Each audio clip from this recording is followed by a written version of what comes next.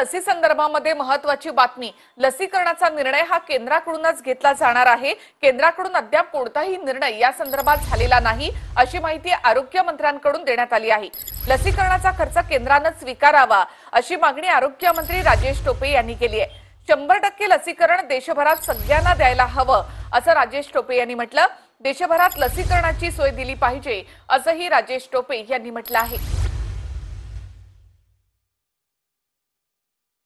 आणि कोण याचा खर्च बेअर करणार याबाबतचा निर्णय अजून केंद्र सरकारने दिलेला नाही।